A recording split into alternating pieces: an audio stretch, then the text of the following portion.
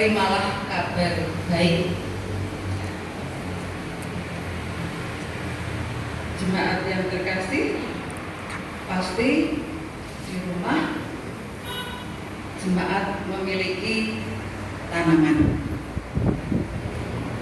Ada yang tanaman itu ditanam langsung di tanah, tapi ada yang ditanam di pot. Kita tahu ketika menanam di dalam pot, pot itu ada lubangnya. Pasti jemaat semua juga tahu fungsi dari lubang tersebut. Karena tidak lain fungsi dari lubang adalah supaya tanaman itu tidak busuk, tapi juga air yang mengalir bisa mengalir ke sekitar tanaman.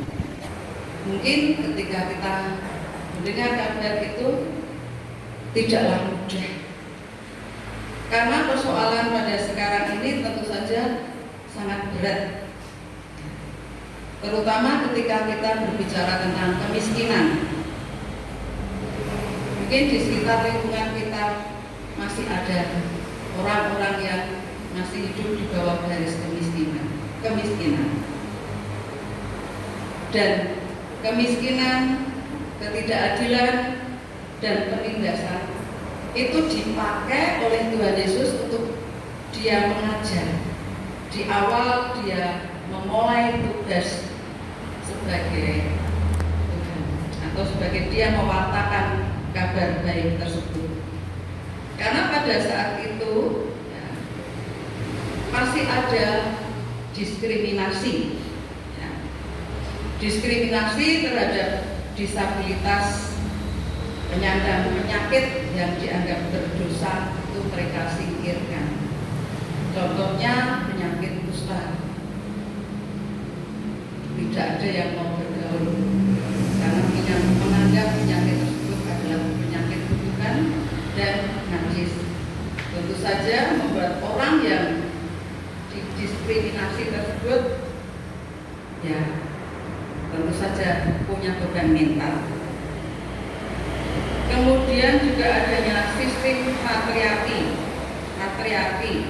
yang semakin memiskinkan kelompok orang yang tidak memiliki warisan.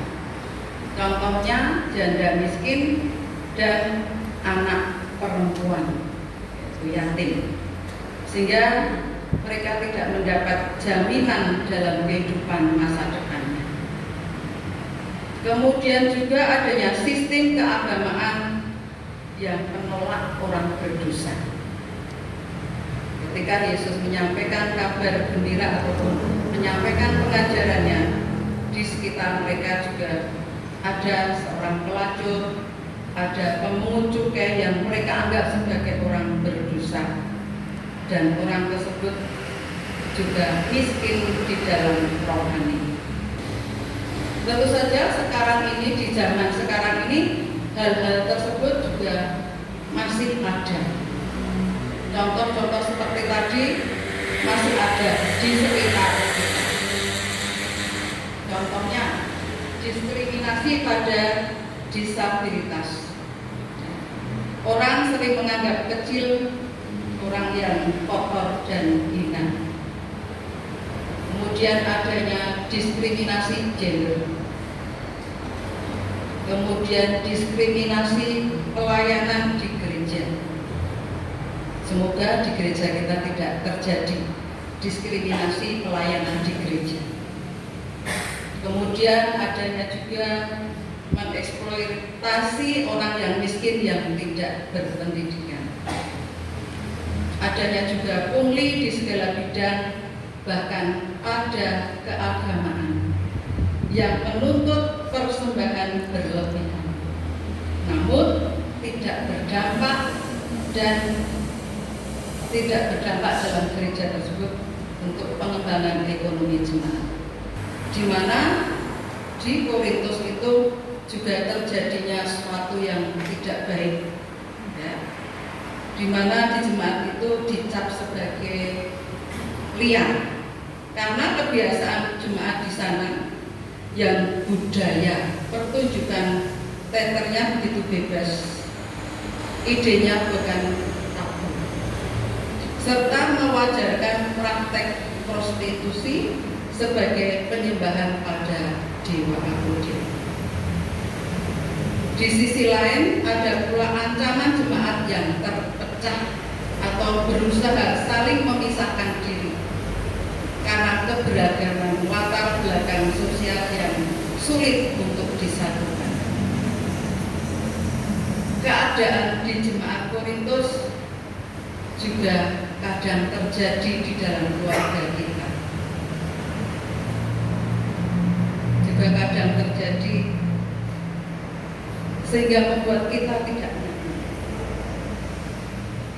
Yang pertama adalah keadaan yang liar atau keadaan semau gue.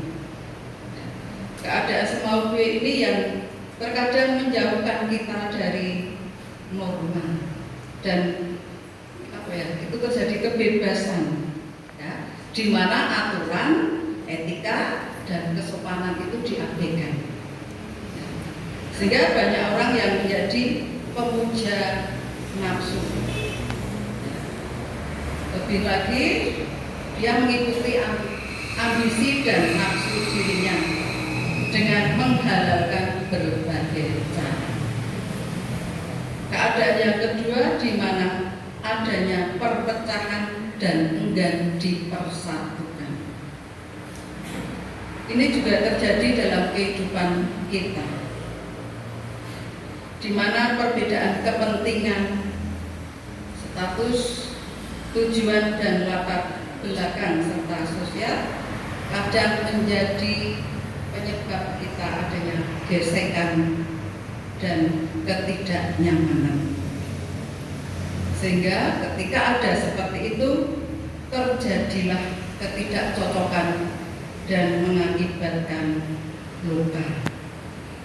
Maka oleh karena itu, kita masing-masing harus jangan sampai kita melukai, jangan sampai kita mengabaikan sesama kita, juga dalam keluarga kita.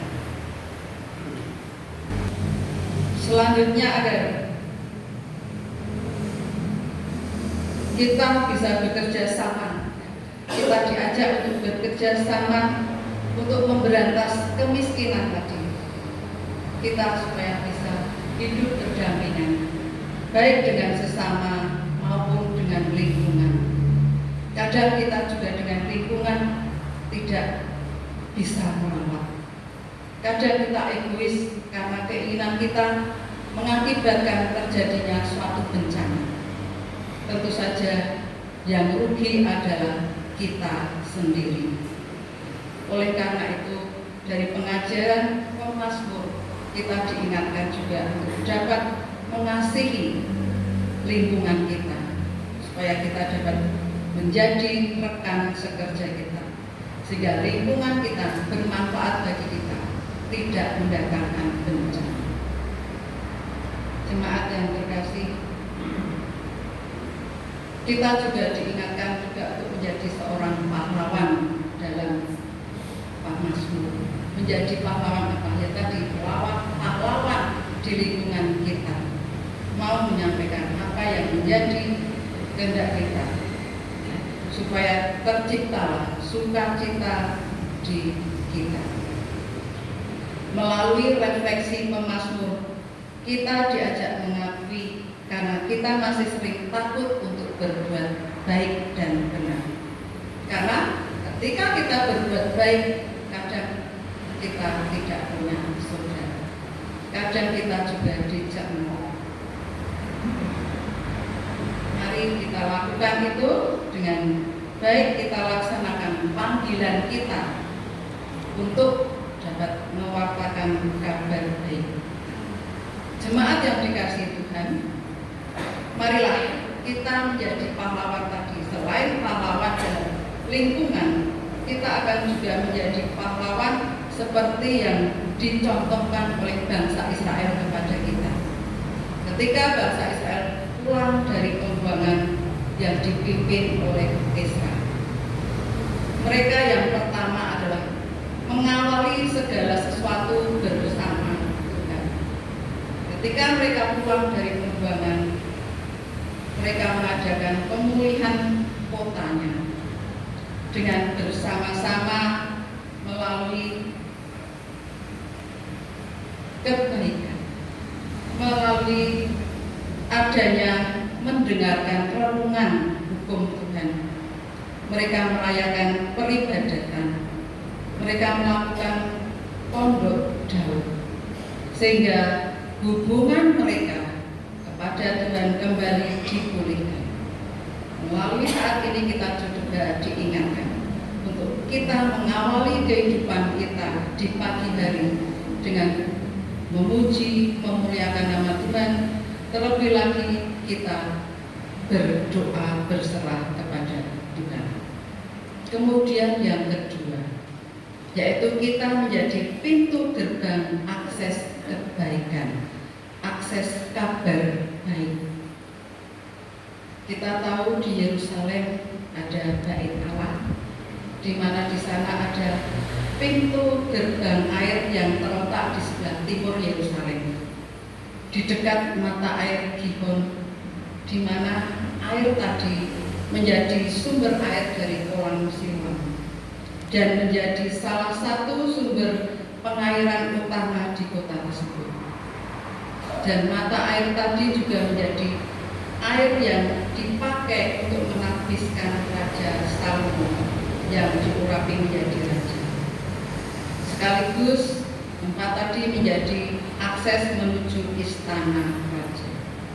Kita menerima siapapun tanpa mendiskriminasi dan memberikan akses seluas-luasnya, selebar-lebarnya dan sederas-derasnya, agar bangsa lain atau orang lain bisa berjumpa dengan Esra atau seorang penolong. Sebab arti nama Esra tadi adalah penolong, yang menolong bangsa Israel, yang memimpin bangsa Israel. Maka makna pintu gerbang adalah agar melalui kita banyak orang menerima pertolongan kabar baik